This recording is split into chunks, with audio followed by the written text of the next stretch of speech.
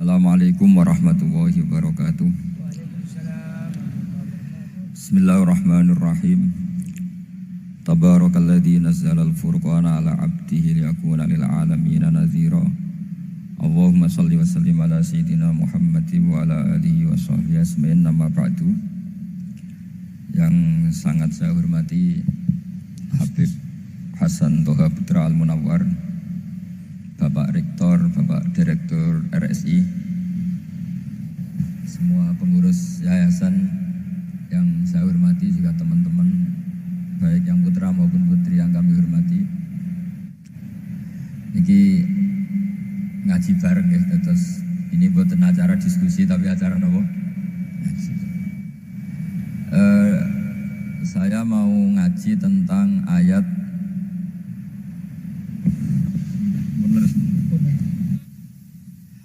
Qul bi fadlillahi wa bi rahmatihi fa bidzalika falyafrahu. Ajarkan Muhammad atau katakan Muhammad pada umatmu, sebaiknya atau seharusnya mereka hanya gembira dengan melihat fadlnya Allah dan rahmatnya Allah. Ini harus kita pahami mulai dari konstruksi yang paling pokok, yaitu akidah. Dua ahwal itu satu perilaku sosial. Tiga mutammimat, sesuatu yang tidak pokok tapi kita butuhkan dalam mengawal hidup ini. Saya beri contoh, orang itu sampai maksiat itu karena cari kesenangan. Misalnya baru penat itu, ingin seneng, ada orang yang macam-macam lah, ingin melihat maksiat, apa itu pornografi, apa nyabu, apa macam-macam. Itu sebetulnya agama punya konsep yang luar biasa, yaitu seharusnya seseorang itu gembira dengan ketaatan. Lalu pertanyaannya, caranya gembira gimana? Gembira itu mudah. Jadi misalnya kamu sujud sama Allah Subhanahu wa taala. Terus cara berpikir begini, ini sekaligus ijazah. Cara berpikir begini. Ya Allah, ini kata Sayyidina Ali, kafani izzan an akuna laka abdan wa kafani fakhron an takuna li robban. Ya Allah, betapa sialnya saya andaikan saya jadi budak dari makhluk yang sama. Misalnya sampean itu seorang kiai atau rektor atau doktor atau orang terpelajar, kemudian kamu jadi budak atau hamba dari makhluk yang setara. Betapa hinanya saya. Maka kata Sayyidina Ali, ya Allah, saya ini cukup bahagia, cukup bangga karena jadi budak, jadi hamba dari zat yang super atau yang maha super. Gini kok Allah Subhanahu wa ta'ala. Sehingga ada kebahagiaan yang luar biasa karena menjadi hambanya Allah Subhanahu wa ta'ala. Setelah bangga dengan jadi hambanya Allah, maka kita akan malu. Malu misalnya kok saya bahagia itu nunggu melihat pornografi, melihat maksiat. Itu terus menjadi malu. Kenapa saya bisa didikte oleh hal-hal seremeh itu?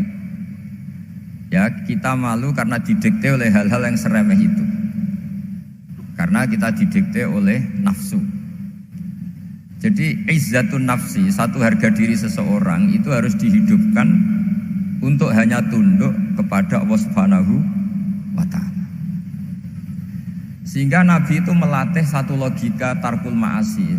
Nabi itu dulu ketika ada seorang pemuda yang, ya karena mungkin pemuda ya, dia itu mau masuk Islam, tapi uniknya kata pemuda tadi, saya masuk Islam tapi asal dibolehkan bebas zina. Jadi ini agak sableng gitu. Jadi mau masuk Islam syaratnya dibolehkan apa? Zina atau free sex gitu. Karena orangnya agak hiper.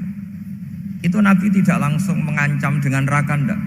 Ketika mau pamit gitu semua sahabat melarang. Mah itu jangan, kamu jangan sowan Nabi. Itu permintaan yang enggak masuk akal. Setelah lama ditahan terjadi kegaduhan di masjid. Nabi dengar itu ada apa itu? Itu ada pemuda yang mau masuk Islam tapi yasta'dzinuhu fi zina, tapi mereka minta izin Nabi untuk tetap boleh zina. Kata Nabi, pemuda itu suruh masuk, suruh menghadap saya. Ketika menghadap Nabi, saya ulang lagi, ketika menghadap Nabi, Nabi mengajarinya itu luar biasa. Nabi tidak langsung mengancam dengan neraka atau dengan azab itu enggak. Tapi kata Nabi, atuhibbuhu li ummik. Kamu suka kalau ibu kamu itu jadi demenannya orang banyak. Oh enggak ya Nabi, yang demen ibu saya tak bacok kan. Karena ini ya agak preman, di mana-mana orang nakal agak preman. Terus atuhibbuhu li bintik. Kamu suka kalau putri kamu ya digitukan orang-orang. Oh ya enggak Nabi, yang gitukan putri saya tak bacok. Atuhibbuhu li kholatik. Kamu suka kalau bule kamu digitukan. Atuhibbuhu li ammatik. Kamu suka kalau saudara bapak kamu digitukan. Nabi itu mengeset ya. Cara sekarang itu cuci otak mungkin. Nabi itu meluruskan otaknya anak muda itu. Betapa buruknya zina. Cara bahasa Arab ditakbih. Betapa buruknya zina. Kamu suka kalau korbannya ibu kamu, putri kamu, bude kamu, bule kamu. Sehingga orang itu matur ya hasbuka ya Rasulullah, ini sudah cukup. Saya tidak pernah melihat sesuatu seburuk zina. Jadi fa'alqallahu fi qalbihi bughdha zina. Kemudian Allah meletakkan di hatinya, menanamkan benci zina. Sehingga akhirnya pemuda tadi menjadi iffah, menjadi menghindari zina. Artinya begini ya, ini mungkin yang lolos dari para kita sebagai dai, kita tidak belajar banyak tarbiyahnya Rasulullah Shallallahu Alaihi Wasallam. Jadi kalau kita benci maksiat itu jangan hanya ditahdzir, ditakutkan neraka itu enggak. Jangan hanya itu. Tapi di logika. Ini Pak, kurang dekat. Sama kurang dekat. Jadi kalau kita menghindari maksiat itu selain karena takut azab, itu ada logika. Ada rangkaian pikiran yang menjadikan kita anti satu perbuatan apa maksiat. Jadi misalnya gini ya, kira-kira ginilah kalau contoh gampang itu. Ada orang gitu ya, nyanyi dengan pakaian yang mungkin pornografi gitu. Mungkin pemuda-pemuda ingin melihat itu, tapi bisa diobati gini. Kok enak dekne mergawe kok tak bayari, aku kehilangan duit gitu. Meskipun dengan logika yang agak serampangan, yang penting menjadi kita ini punya harga diri untuk tidak tergantung hal-hal seperti itu. Sehingga Nabi itu cara menggambarkan tadi mulai atuhibbuhu li ummik. Kamu suka kalau ibu kamu jadi demenannya orang lain. Pemuda tadi bilang yang demen ibu saya mau saya bunuh. Ditambah lagi atuhibbuhu li bintik. Bagaimana kalau korbannya putri kamu, bule kamu, bude kamu. Sehingga terus si pemuda tadi betapa buruknya zina. Betapa murahnya zina. Akhirnya pemuda tadi alqawwa fi qalbi bughdha zina. Terus kemudian pemuda tadi itu sangat membenci dengan apa? Berzina. Nah, pikiran-pikiran seperti ini harus kita tanamkan. Harus kita tanamkan supaya orang itu benci melakukan maksiat. Karena satu memang takut sukhtuwah, takut dibendu Allah atau dibenci Allah. Dua memang logika kita mengarahkan tidak maksiat. Nah ini yang terkait Unisula yang nangani kedokteran, nangani medis. Sesuatu yang dilarang Allah itu pasti madarat. Maka untuk melarang seseorang bergantung sama narkoba misalnya atau hal-hal yang bahaya pada fisik, itu satu tentu bagi ahlullah, tentu karena takut Allah. Tapi banyak masyarakat yang memang benar-benar bisa meninggalkan narkoba karena efek buruknya narkoba, efek buruknya apa? Ganja. Itu kita tanamkan sedemikian rupa bahwa itu mengakibatkan sakau, mengakibatkan tidak sadarkan diri, mengakibatkan kebangkrutan ekonomi macam-macam. Sehingga mereka benar-benar benci sama yang namanya narkoba. Jadi di antara manhajul Quran itu kalau mentakbih, memburuk-burukkan maksiat itu mesti dikritik innahu kana fahisyah. Innahu kana fahisyata wa makta wa sa'a sabila. Innahu kana fahisyata wa sa'a sabila. Diulang beberapa kali. Sehingga dibutuhkan kecakapan untuk menganggap satu hal yang buruk itu fahisyah, sesuatu yang enggak rasional, sesuatu yang tidak positif, sesuatu yang pasti berdampak negatif. Sehingga kalau misalnya tadi dibacakan oleh Qori kuntum khaira ummatin ukhrijat linnasi ta'muruna bil ma'ruf wa tanhauna 'anil munkar. Untuk berhenti dari kemungkaran itu satu takbihun litilkal munkar atau litilkal munkarat, bahwa munkarat itu kita cap, kita stigmasi bahwa itu buruk sekali. Seperti Nabi mengajarkan pemuda tadi, masa kamu suka ibu kamu digitukin lelaki lain, putri kamu, bule kamu, bude kamu, sehingga orang ini pikirannya termindset betapa buruknya zina. Sama seperti kita sukses memindset betapa buruknya narkoba, betapa buruknya bahan-bahan terlarang. Begitu juga seterusnya, terus pengkhianat dan sebagainya. Tapi problem manusia adalah dia itu akan mencari kebahagiaan atau kesenangan sesaat. Maka caranya gimana? Keinginan senang lewat maksiat ini dilawan dengan nyaman dengan taat. Saya ulang lagi, nyaman dengan taat. Sehingga ulama dulu punya kalimatul munajat, artinya kalimat hubungan pribadi sama Allah yang menjadikan orang itu nyaman. Dan ini yang diajarkan kitab-kitab tasawuf. Kitab tasawuf itu sukses mengajarkan melihat alam raya ini semuanya nyaman, termasuk yang mengecewakan. Itu dianggap nyaman. Saya berkali-kali mengajarkan ilmu ini karena ini musalsal ila Rasulillah SAW. Itu pernah suatu saat Imam Ahmad itu dipanggil sama tetangganya, anak muda. Tentu Imam Ahmad ini orang yang sangat soleh, sangat waroi, sangat tunduk sama perintahnya Allah dan Rasul. Pemuda tadi manggil, ya Ahmad, datang ke rumah saya. Imam Ahmad datang. Setelah sampai ke pemuda tadi, sudah pulang lagi, saya tidak butuh kamu. Pulang lagi. Setelah sampai rumah dipanggil lagi, ya Ahmad, datang lagi. Datang lagi. Oh, saya tidak jadi butuh, pulang lagi. Sampai 3 kali. Dan itu perangai ekspresi Imam Ahmad itu atau ulama lain yang sesoleh beliau itu nyaman, indah. Beliau tetap senyum-senyum, nyaman itu. Beliau tidak tersinggung, tidak terprovokasi, pokoknya tidak tersinggung, kelihatan nyaman. Lama-lama pemuda ini terus tanya, ya Ahmad, kamu saya perlakukan seperti ini kok tidak tersinggung? Kamu senyum-senyum saja, happy-happy saja. Jawabnya Imam Ahmad itu unik. Wahai pemuda, saya kamu panggil itu senang sekali. Karena kata Nabi, kalau kamu iman dengan Allah dan Rasul, maka hormatilah tetangga. Jadi saya senang. Karena nuruti perintah Allah untuk menghormati tetangga. Jadi tidak ada urusannya dengan kamu. Kagetnya kayak apa? Jadi dipanggil tetangga ya senang karena melakukan perintahnya Allah dan Rasul, yaitu ikramul jar, fal yukrim jaroh. Disuruh pulang, kamu ingin saya pulang, ya saya pulang. Disuruh datang, ya saya datang. Jadi saya tidak tersinggung, saya tidak ada urusan dengan kamu. Urusan saya dengan Allah Subhanahu wa Ta'ala. Itu kalau bapak-bapak istrinya ngomel terus sabar itu ya bagus. Saya tidak punya urusan. Kalau kamu terprovokasi oleh istri, berarti kamu didikte oleh makhluk. Masa seorang rektor didikte makhluk? Kan tidak keren. Apalagi seorang habib didikte makhluk, kan gak keren. Yang bisa mendikte kita hanya Allah Subhanahu wa Ta'ala. Dan Allah mendikte kita, mengajarkan dia wa ashiruhunna bil ma'ruf fa in karihtumuhunna fa asa an takrahu shay'an wa yaj'alallahu fi khairan katsira. Jadi cara melihat istri kita bawel gitu atau cerewet, alhamdulillah ini ada pahala tanpa modal, cukup sabar. Kalau istri kamu sedang mesra malah mintanya ke mall, malah biayanya tinggi. Murah mana dapat pahala dimarahin sama saat mesra minta ke mall? Milih yang pertama kan? Nah ya itu tidak usah modal itu. Ya gitu aja. Jadi kalau istri sedang marah bawel, anggap saja ini rezeki. Dapat pahala tambah apa? Biaya. Nah, kalau pas rukun malah nantang ke mall, biayanya malah tinggi. Jadi ulama dulu itu melihat dunia itu happy.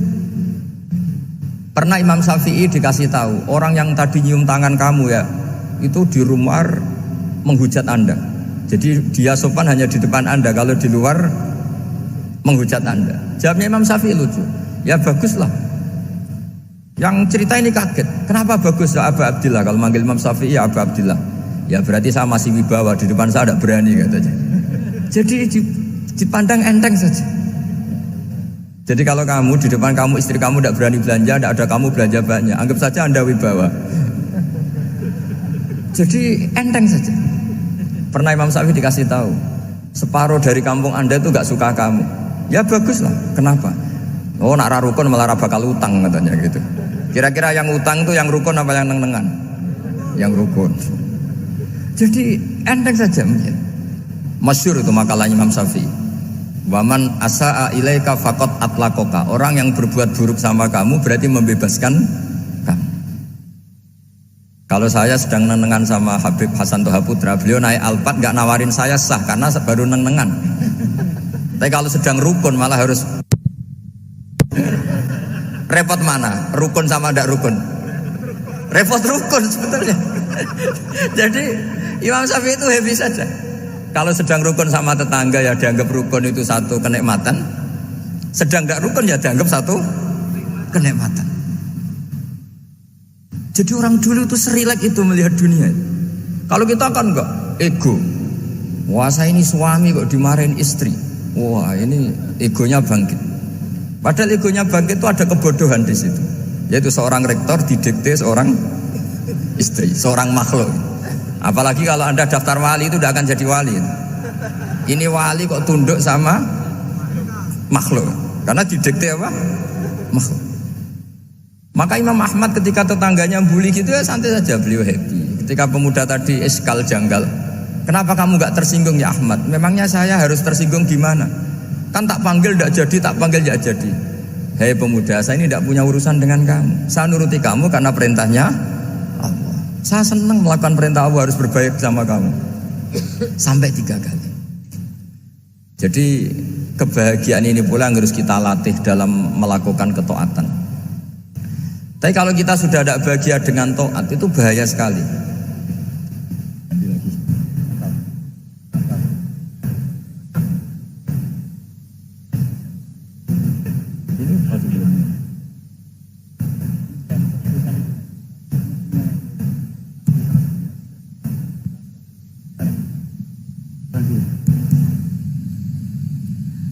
Harus gini Bang prosedurnya. Didikte makhluk itu. Gimana? Didikte panitia. Oh yang mana? Bagus ini. Anut saja.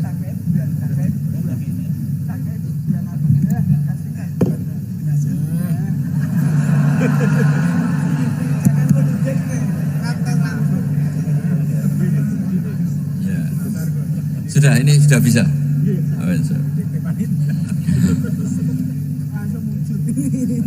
Sudah, ini sudah benar. Untungnya kiainya latihan jadi wali, jadi gak tersinggung. Kalau ndak ini sudah masalah ini. Paling ndak kan baru ngajarkan gitu, masa ada bisa meraktekkan gitu. Jadi pura-pura soleh. Tapi memang obsesi saya terbesar atau cita-cita saya terbesar memang setiap ngaji saya ingin orang mukmin semuanya itu bahagia. Dengan bahagia itu mereka tidak neko-neko ingin mencari kebahagiaan lewat jalur apa maksiat. Sehingga dalam konstitusi ulama yang ditulis di kitab-kitab usul fikih, dan itu kitab yang saya kaji, selalu saya kaji, itu membela-bela sesuatu yang mubah itu sampai luar biasa. Karena melihat mubah itu, misalnya Anda tidur itu berstatus mubah. Anda bermain catur berstatus mubah. Anda rileks sama teman jagungan semalam dengan teman rektor atau dosen atau yayasan, itu melihatnya bukan mubah tapi tarkul maksiyah. Misalnya saya semalaman asik musyawarah itu jagungan malam sama Habib Toha Al-Munawwar. Itu Allah ngitungnya bukan, wah ini jagungan ngalor ngidul tidak penting tuh enggak. Malam itu bahak tidak ke dugem, tidak ke tempat maksiat. Sehingga ada ulama yang mengatakan mubah itu enggak ada. Saya ulang lagi, mubah itu enggak ada. Kan umumnya ulama bagikan wajib, ya kan, haram gitu. Terus diantaranya mubah, sunat, makruh. Ada ulama yang mengatakan mubah itu enggak ada.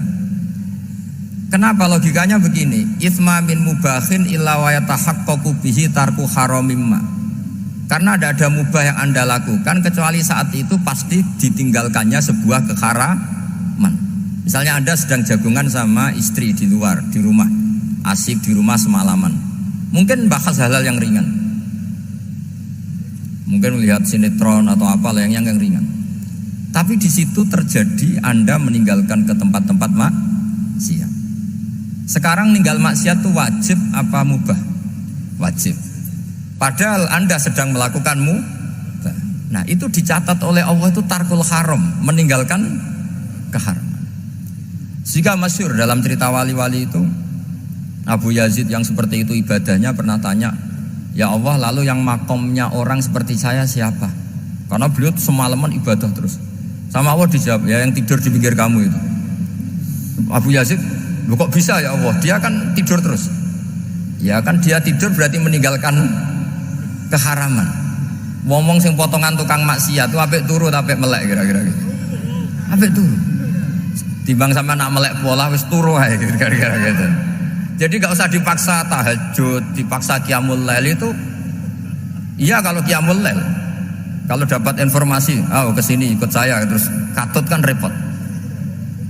Jadi perlawanan terhadap maksiat itu sebetulnya gampang dalam Islam karena tadi nggak ada sesuatu yang mubah kecuali saat dilakukan berakibat meninggalkan keharaman.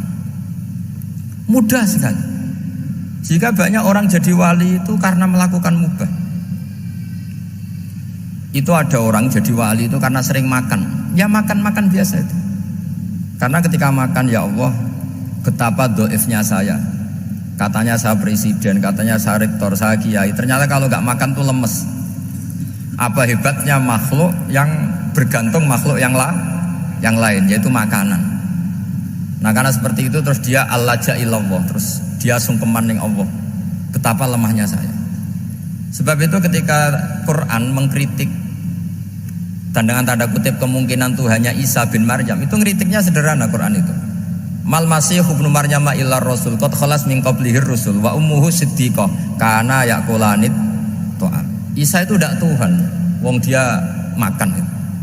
Kamu kebayang nggak misalnya punya Tuhan, wah tadi Tuhan mampir ke rumah saya, dia lemes.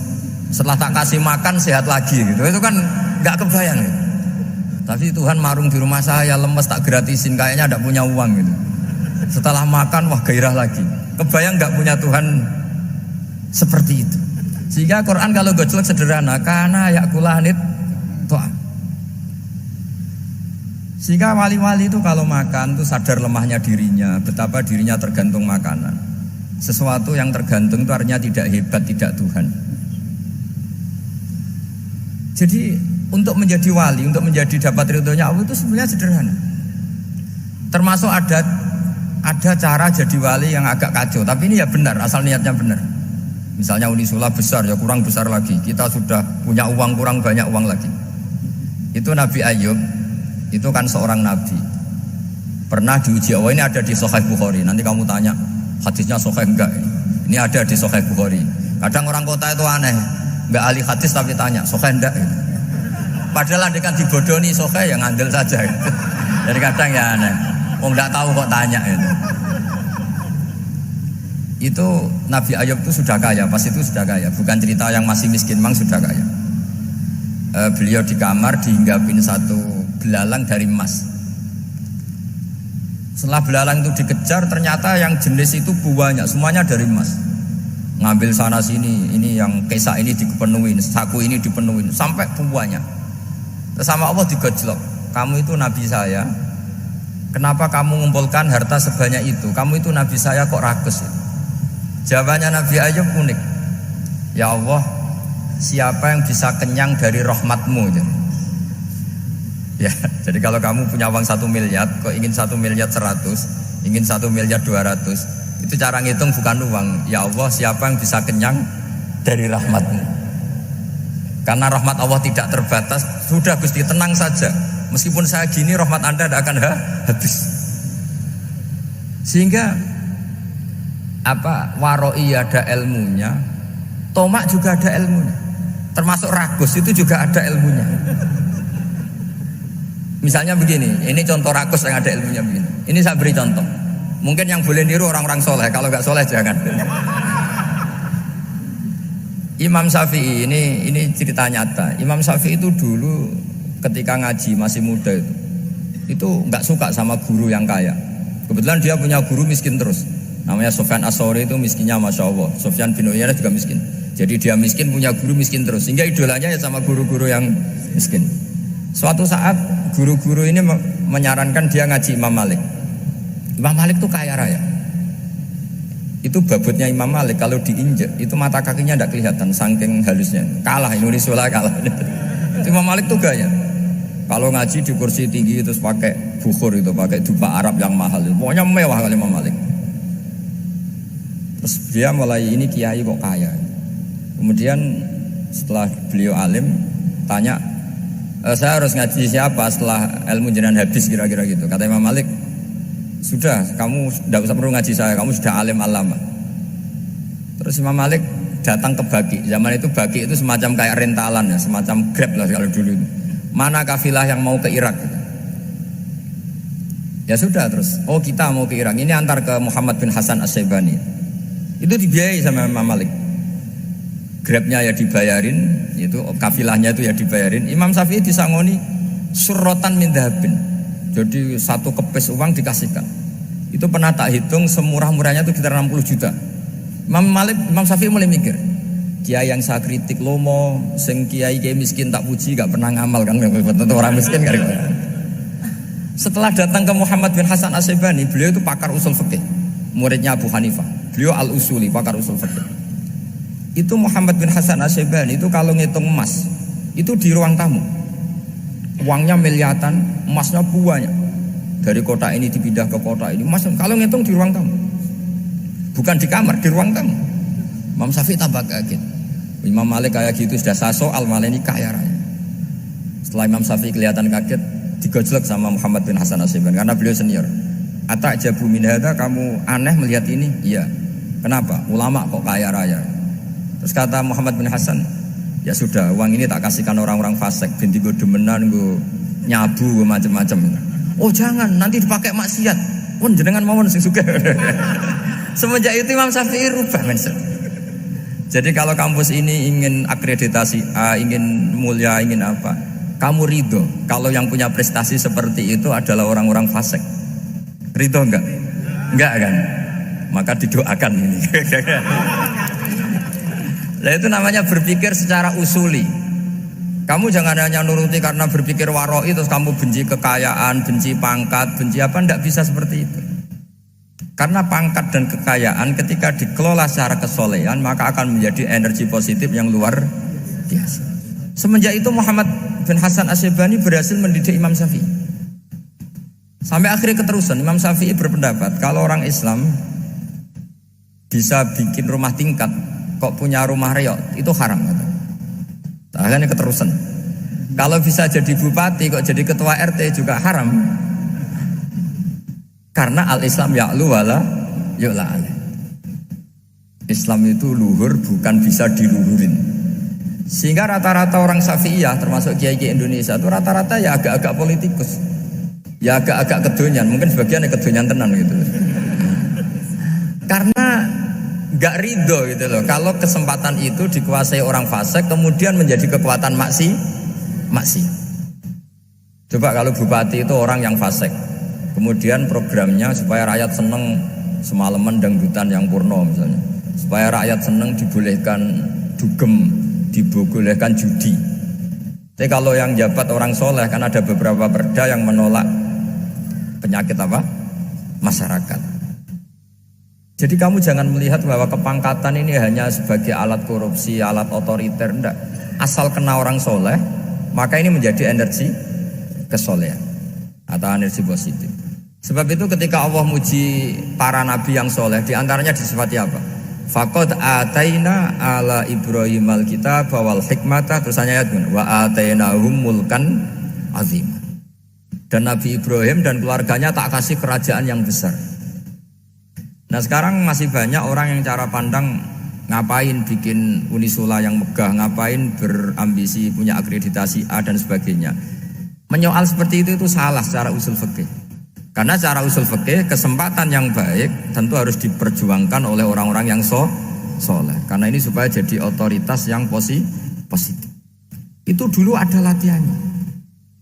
Jadi orang dulu itu gampang sekali ketika milih miskin ditanya, kenapa miskin? Saya ingin hisab saya ringan. Tapi ketika mereka kaya yang soleh, supaya harta ini tidak dipakai orang yang nanti dipakai maksiat. Kita misalnya orang soleh kok mau pangkat, karena kita ada ridho kepangkatan itu dipegang orang maksiat, kemudian menjadi energi maksiat. Begitu juga seterusnya. Maka ulama dulu itu rileks. Sampai Syekh Nawawi Al-Bantani itu nanti bisa dicek di tafsir Qul hal yastawil ladzina ya'lamuna wal ladzina la ya'lamun. Beliau muji-muji ulama. Kemudian ada seorang yang agak hasud mungkin. Tanya begini. Hebatnya ulama itu begini-begini. Terus ditanya, tapi kenapa kita sering melihat ulama ngantri proposal di rumahnya bupati gitu. Sementara bupati enggak pernah datang ke ulama ngaji ihya. Jawabannya Imam Syekh Nawawi itu unik. Ya karena ulama itu tahu gunanya uang, sehingga nyari uang untuk pondok, untuk masjid. Sementara bupatinya tidak tahu gunanya ilmu, maka tidak pernah ngaji. Jadi ya ringan saja.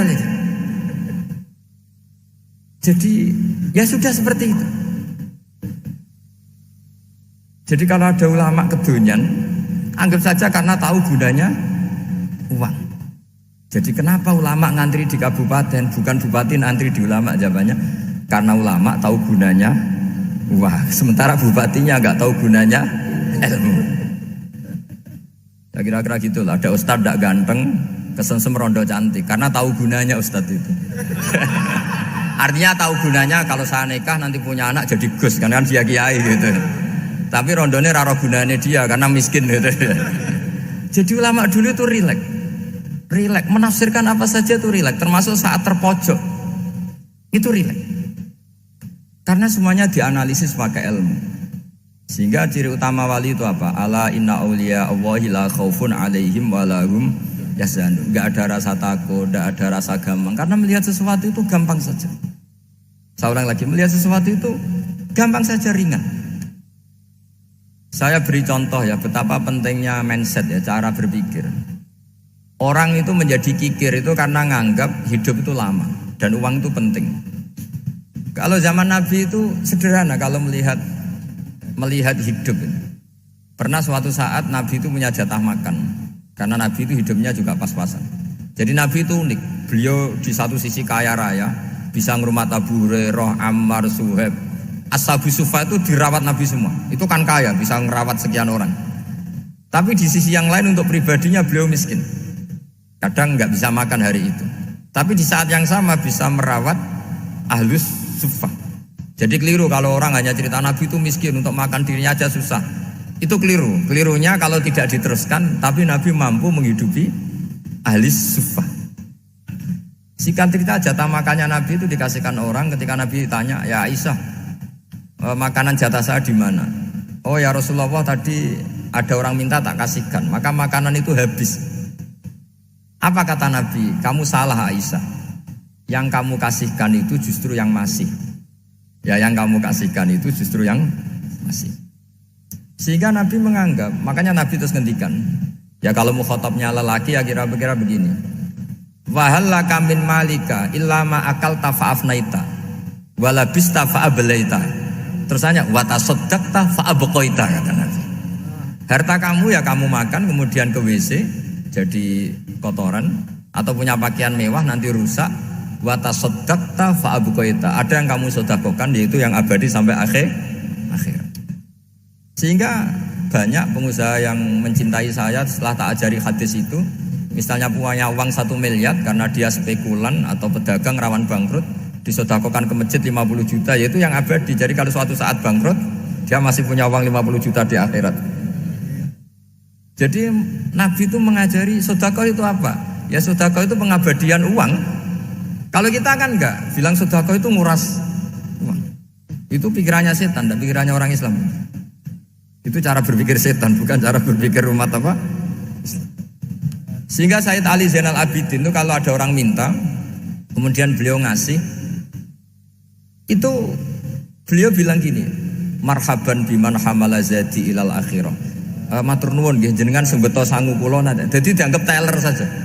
Orang yang minta uang beliau itu dianggap tukang nyatet bank ini. Karena sudah ditabungkan, ya sudah. Kalau kita kan enggak, wah pengemis tuh ganggu gini-gini. Kecuali pengemis profesi ya mungkin kita agak-agak enak. Kemarin zaman akhir tuh ada pengemis apa? Profesi. Jadi repot zaman. Terus tak beri contoh lagi kebahagiaan ketika kita milih Islam moderat. Islam kita diajarkan guru-guru kita, utamanya oleh guru kita Mbah Maimun. Saya juga sering ketemu beberapa ulama dunia, termasuk Habib Umar. Saya juga ikut sowan ke sini pas beliau sama Habib ini Hasan Toha Putra di sini sama orang-orang moderat itu cara berpikir juga luar biasa indah. Beliau pernah cerita ya beberapa ulama lah, banyak yang cerita itu. Saya pernah diceritani seorang alim. Ketika ada orang ekstremis itu mau ngebom di tempat maksiat, kebetulan yang maksiat itu kebanyakan ya orang Islam, karena di negara yang mayoritas Islam. Ditanya sama Syekh Sa'rawi itu mufassir top di mana? Mesir. Ini mau tak habisin karena mereka orang Islam kok maksiat terus. Terus ditanya sama Imam Sa'rawi, laumatu ala khini ma'asihim aina masiruhum. Kalau mereka mati dalam keadaan maksiat, mereka kemana? Ya ilanar, mereka pasti masuk neraka. Terus ditanya sama Imam Sa'rawi, wahal masiruhum ilanar muradun nabi amlah. Punya umat maksiat kemudian mati masuk neraka, itu yang diinginkan Nabi apa enggak? Ya tidak aja. Ya sudah, enggak usah dibom, ditunggu tobatnya kata. Karena kalau mati dalam keadaan itu ke neraka dan itu tidak yang diinginkan Rasulullah Sallallahu Alaihi Wasallam. Terus ekstremis ini menjadi tobat, tidak berpikir ekstremis mas. Jadi orang itu harus berpikir mindset yang baik. Meskipun kadang berpikir baik itu ya agak-agak kacau. Ada seorang wali majdub itu kalau berdoa agak kacau, tapi nggak bisa dibantah. Masyhur itu doa itu. Ini sekaligus ijazah, tapi kalau sebelum wali nggak boleh. Itu datang ke makamnya Rasulullah SAW. Terus doanya itu begini, ya Allah sekarang terserah engkau. Ya Allah sekarang terserah engkau. Jika saya kamu jadikan orang soleh, jika saya engkau jadikan orang soleh, maka surra habibuk, maka kekasihmu ini senang. Yang susah musuhmu yaitu setan. Tapi kalau engkau menjadikan saya orang fasik, maka yang susah kekasihmu, yang senang musuhmu. Jadi kan punya dua pilihan itu. Wah itu kan doa tapi kayak teror itu. Ya jadi berdoa di Raudhah. Wah itu pasti mandi itu karena agak-agak maksa Tuhan itu. Ya Allah engkau punya dua pilihan. Jika saya jadi orang soleh, maka kekasihmu ini senang. Musuhmu yang susah yaitu setan. Tapi jika saya jadi orang fasik, maka musuhmu yang senang, kekasihmu yang susah. Mohon terserah jenengan, mau menyenangkan kekasihmu apa menyenangkan musuhmu gitu. Kira-kira gimana? Kalau tertarik boleh doa itu dipraktekkan. Tapi kayaknya kalau copy paste itu gak keren apa? Jadi dulu orang itu muamalah sama Allah dan Rasul itu rileks. Rileks itu nyaman karena ya tadi qul bi fadlillah wa bi rahmati fa bidzalika falyafrah. Sehingga Imam Izzuddin bin Abdissalam itu ngendikan innalladzina yarmunal muhsanatil ghafilat. Di antara kebaikannya ibu-ibu atau mbak-mbak ini harus berstatus ghafilat. Perempuan-perempuan pelupa. Ghafilat itu pelupa. Pelupa dari kenikmatan maksiat sehingga mereka dengan taat. Misalnya ada ibu-ibu atau mbak-mbak atau juga bapak-bapak tahajud, kemudian nyaman dengan tahajud itu. Kira-kira terbersit enggak ingin maksiat? Enggak kan, karena sudah nyaman dengan tahajud, dengan taat. Maka dibutuhkan kenyamanan dalam beribadah. Sebab itu ala bizikrillahi tatmainnul qulub. Makanya saya termasuk kiai yang setiap ngaji itu happy, seneng. Karena ini untuk kampanye, seneng dengan ngaji, dengan taat itu sudah luar biasa. Kayak apa kalau mereka senengnya kalau nunggu melakukan maksiat. Jadi termasuk bentuk perlawanan kita terhadap maksiat adalah usahakan kamu tuh bahagia, senang dengan taat. Istiqnas billah, mu'anasah billah, farah billah, itmi'nan tumakninah billah. Sehingga ini mencukupkan kita tidak berkebutuhan maksiat. Meskipun kita ya manusia pasti suatu saat atau sudah pernah maksiat. Serah usah diceritakno lah niku mesti gitu. Lah orang-orang dulu itu orang yang sukses mengelola bahagia ma Allah wa billah walillah. Sehingga wali-wali dulu itu jadi wali itu tidak mesti karena ibadahnya banyak, itu enggak. Mereka orang yang ibadahnya itu biasa sekali. Ulama-ulama dulu ibadahnya biasa sekali. Tapi qulubuhum ma Allah, hatinya itu ma Allah.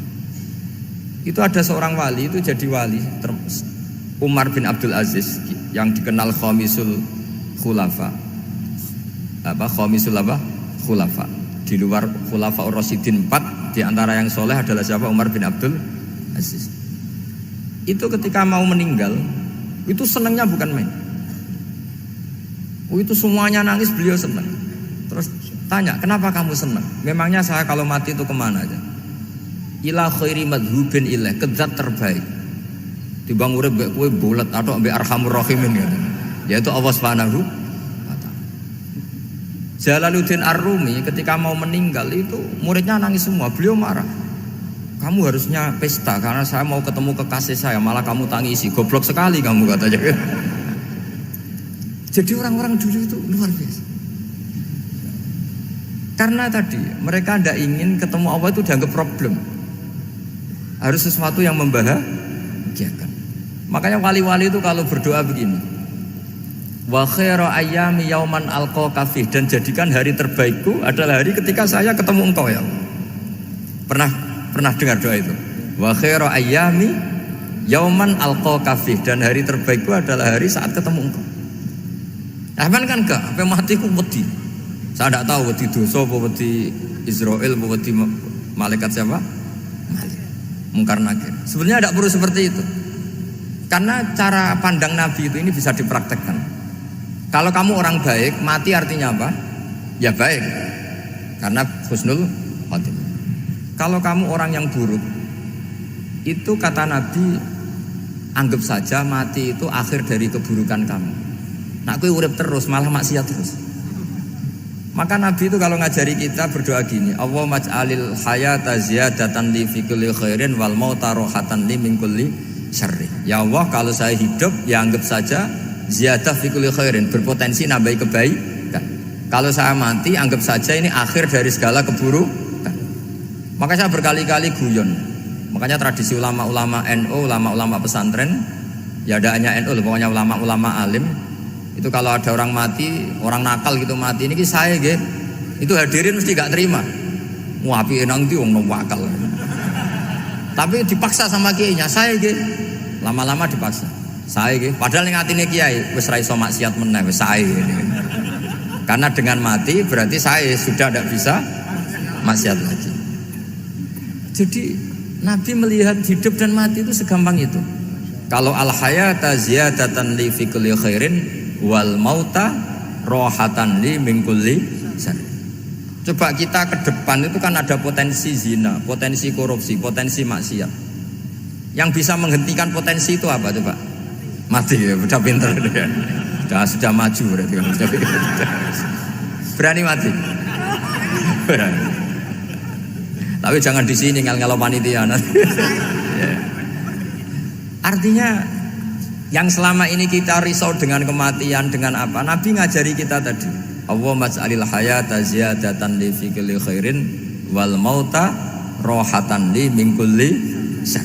Ya Allah, jadikan hidup ini sebagai bekal menambah kebaikan, dan suatu saat kalau saya mati, semoga itu akhir dari segala keburukan. Jadi artinya Nabi itu ngajari kita itu positif terus. Sama seperti ulamanya tadi.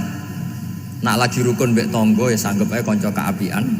Nak nenengan ben ra utang ngoten. Dadi pokoke penak terus itu.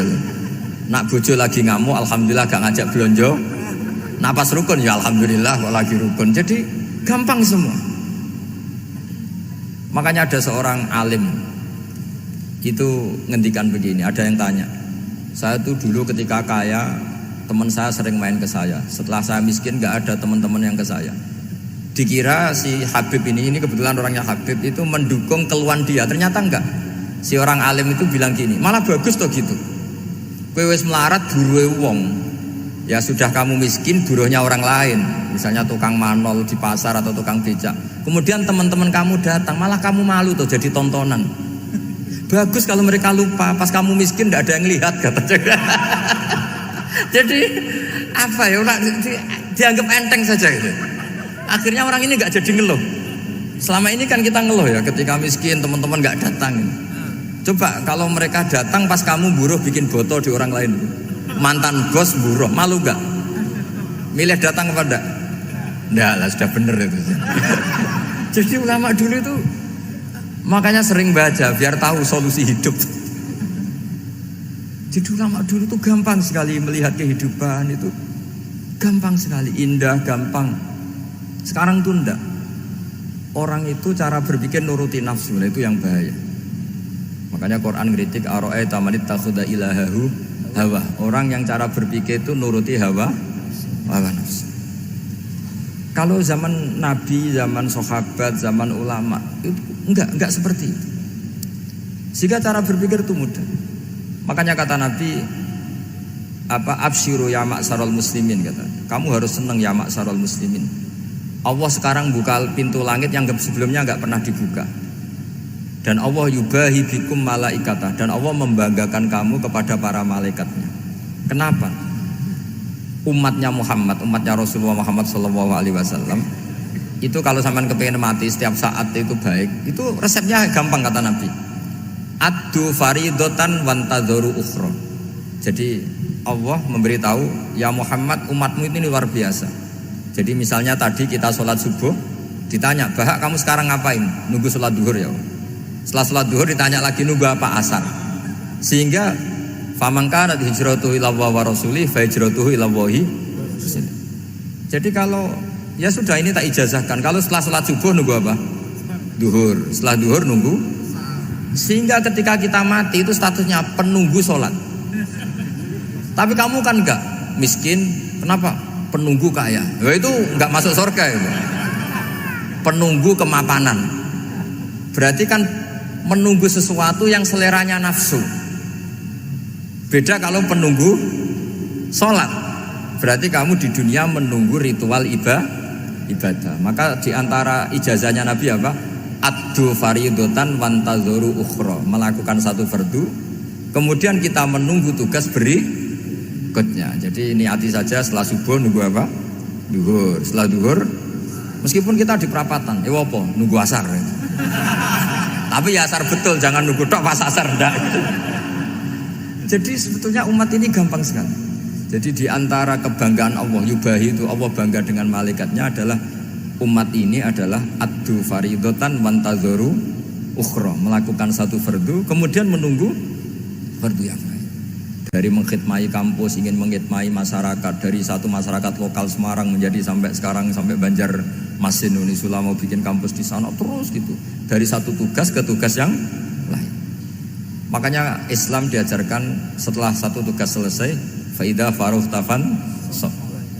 Jadi sehingga hidup kita itu dinamis, dari satu kebaikan menunggu kebaikan lain, dari satu kebaikan menunggu, sehingga hidup kita ngapain? Nunggu satu kebaikan. Ini sudah masuk faman kanat hijratuhu ila Allah wa rasulih fa hijratuhu ila Allah wa rasulih. Sehingga orang bayangkan kalau kita direkam Allah, Gusti kula ampun mati nak dereng sugih. Wis melarat puluhan tahun, sakit, nunggu sesuatu sing sifatnya nafsu, kepengin sugih. Sugih tok aja cukup. Tahu buruhno wong sing tahu ngenyek ndekne lho, itu kan urung-urung wis dendam. Saya belum mau mati sebelum kaya dan buruhkan orang yang pernah melecehkan saya. Wis ngono akhirnya mati urung sugih. Berarti wis fakir matine hasud. Mau itu ngenes dunia akhirat kan kira-kira seperti itu. Kamu santai aja kalau fakir berarti meringankan hisab karena ada banyak harta. Yang mau dihisab papanya enggak punya apa-apa. Jadi saya mohon sekali ya, Islam itu mengawal kebahagiaan. Sebab itu sampai bahagia itu menjadi perintah Islam, qul bi fadlillah wa bi rahmati fa bidzalika falyafrahu. Karena dengan bahagia bi taat diharapkan orang Islam itu tidak bahagia atau cari kesenangan lewat jalur maksiat. Sehingga ciri utama wali apa? Ala inna auliya Allahi la khaufun 'alaihim wa lahum yahzanun. Sehingga ulama dulu itu rileks-rileksnya, termasuk yang saya ceritakan tadi, Imam Ahmad, Imam Syafi'i, itu melihat apa saja rileks. Ya tadi kalau disenengi orang ya barokah, punya kawan kebaikan. Nak dineng ya barokah dineng di gedingi tonggo rada utang, ngeranjuk tulung itu. Jadi rileks saja. Masyhur itu Imam Syafi'i ngendikan, "Waman asaa ilaika faqad atlaqaka." Orang yang berbuat buruk sama kamu, hakikatnya adalah membebaskan kamu. Atlaqo itu apa? Membebaskan. Enak gak jadi hidup gitu? Kalau kamu kan enggak, kok gedeng aku salahku apa? Malah kamu ujub tuh, orang kok gak tahu salahnya. Kamu jadi suami, istrinya ngomel, kurang apa saya sebagai suami? Ya kurang banyak, ndak ganteng, ndak kaya, ndak ini. Malah kalau diterangkan malah parah toh. Ya sudah, rileks saja. Kalau dia ngomel ya tadi, alhamdulillah dapat pahala tanpa apa? Biaya. Terus ngomel kan butuh energi, paling yang ndak kuat 3 jam. Nanti juga berhenti apa? Sendiri. Terus ambil nilai positifnya. Misalnya ngomel sama suaminya, bagus lah. Kalau ngomel sama tetangga malah kayak apa gitu aja udah. Jadi ulama dulu itu gampang sekali melihat hidup. Rasulullah ya gitu, melihat hidup tuh gampang saja. Ketika tanya, ya Aisyah apa ada sarapan? Tidak ada ya Rasulullah, ya sudah saya tak puasa. Jadi enteng saja. Kadang-kadang beliau ingin puasa ya puasa sunat, ada sarapan nggak jadi puasa. Rileks. Nabi itu rileks. Kalau ngajari kebaikan juga rileks. Nah sekarang itu banyak orang yang karena mungkin kurang baca, Islam itu kayak menjadi aturan yang bengis, yang repot, yang mengekang. Itu tidak seperti itu. Yuridu wa bikumul yusra wala yuridu bikumul usra. Allah menghendaki agama ini mudah. Sehingga ada sahabat di Imami Mu'ad itu baca Baqarah. Sahabat ini pekerja petani, mufarokoh ditinggal. Ketika Mu'ad lapor, ya Rasulullah ini ada orang munafik, tengah-tengah sholat mufarokoh saya ditinggal. Yang disalahin itu tidak yang ninggal tapi Mu'ad. Afattanun anta ya Mu'ad, kami itu tukang fitnah. Masa ngimami petani pakai surat Baqarah? Jadi yang disalahkan ini imamnya. Kalau kamu jadi imam, sholatnya ya yang cepat. Makanya terus banyak orang kecepatan karena tadi. Jadi Nabi itu enteng sekali. Jadi apa ya? Nabi itu beda dengan yang kita bayangkan, beda. Nabi pernah ngaji di masjid, kemudian ada tetangga lewat pakai cangkul ke kebun. Semua sahabat gerutu. Ini orang tidak benar. Ada Nabi ngaji ditinggal saja ke kebun, tidak ikut ngaji. Jawabannya Nabi tidak. Itu bagus, itu ikut sunnah saya. Kenapa ya Rasulullah? Dia kerja nyari halal. Dan untuk menghidupi keluarganya itu juga ajaran saya. Sehingga yang ngaji ya ajarannya Nabi, yang nggak ngaji karena kerja mencukupi keluarga juga ajarannya Nabi. Segampang itu. Kalau kayaknya kamu kan, wes roh akhlak kan gitu. Nabi rileks saja Nabi. Sampai bisa lihat itu di Ihya, di bab Fadhailul Kasbi. Makanya ini penting sekali supaya orang itu berpikir Islam atau mendakwahkan Islam itu berdasar sanad ya yang muttasil yang pernah dilakukan Rasulullah Shallallahu Alaihi Wasallam. Semoga barokah. Assalamualaikum warahmatullahi wabarakatuh.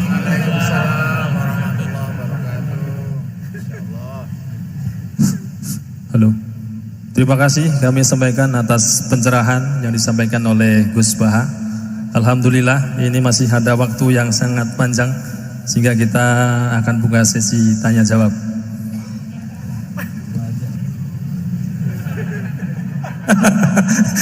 Hanya 2 penanya. Monggo siapa yang mau nanya? Kang Mujib.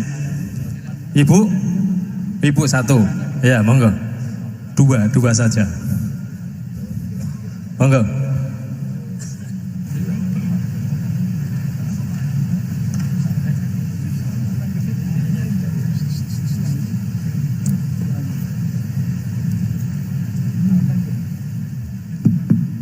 Assalamualaikum warahmatullahi wabarakatuh. Allahumma arinal haqqa haqqa warzuqna tiba'ah wa arinal batila batila warzuqna tinabah. Gus, di era sekarang ini terlalu banyak kiai. Jadi saking banyaknya kita yang awam ini bingung mana kiai yang benar, yang betul-betul benar menurut Allah, mana yang seperti nampaknya benar tapi ternyata itu tidak seperti yang diinginkan Allah. Jadi cara pandang panjenengan ini bagi saya sudah luar biasa mencerahkan sekali. Jadi karena itu kami mohon, ini kebetulan ada ketua yayasan, juga ada Pak Rektor, ada baiknya kampus ini mulai mendekatkan tradisi keilmuan santri dan akademik, ngaji yang fundamental begini. Saya usul itu Bu, bagaimana 1 bulan sekali lah Gus Bahak kerso ke Semarang. Itu yang pertama. Yang kedua, saya juga termasuk orang yang gelisah dengan realitas sekarang. Saya juga mau ngajukan permohonan kepada Gus Bahak. Permohonan yang paling ini, mbok jenengan nulis 1 buku, saya muslim, saya happy gitu loh. Ini kayaknya pas banget ini. Jadi ben ora ketok kok serius banget beragama, saiki ki abot banget gitu.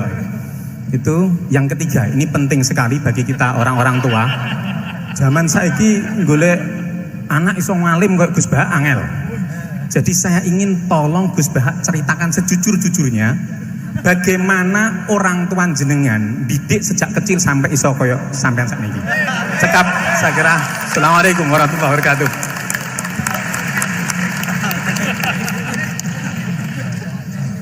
Yang kedua, monggo. Mohon dibantu mic.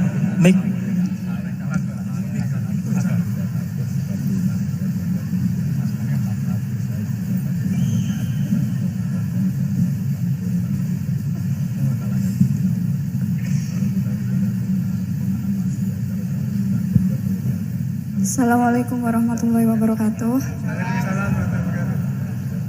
Gus Bahak, kula badhe tangklet. Jangan kayak ini ya.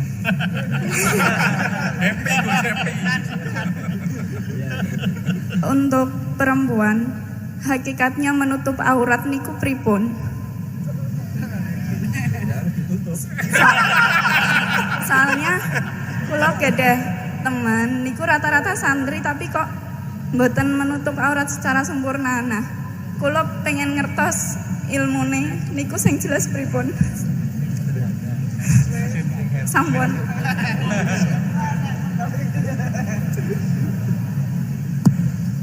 Ini sudah normal ya, pakai ini aja. Ini jawab yang Mbak dulu yang gampang gitu. Ya yang jelas itu satrul aurat itu ada yang fisik ya, kayak menutup aurat dalam mazhab Syafi'i kita tahu auratul mar'ah fis sholat itu ada pengecualian ilal wajah wal kafain. Tapi kalau kharijah sholat adalah jami'u badaniha dalam mazhab Syafi'i. Tapi dalam sebagian ulama mengatakan ilal wajah wal kafain tetap termasuk istisna di luar sholat. Itu dari segi fisik ya atau zahir. Tapi sebetulnya juga harus dilakukan satrul aurat secara maknawi, menutup sesuatu yang buruk. Artinya kan gini ya, aurat itu kan sesuatu yang buruk kalau kelihatan gitu. Sehingga misalnya kasus di beberapa negara mungkin fisiknya sudah benar ditutupin,